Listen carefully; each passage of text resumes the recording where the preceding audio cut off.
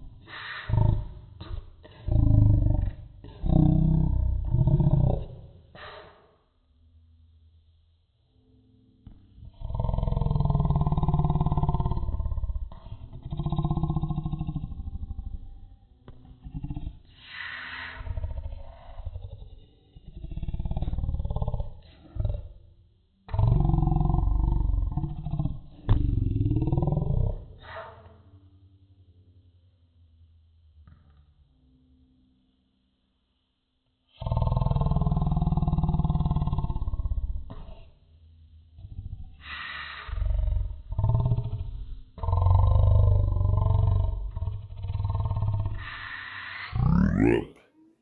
The ward level is an adults circle, elders quorum circle, gospel doctrine circle, and we have a household circle for our family here as well. And he can join that circle. There we go.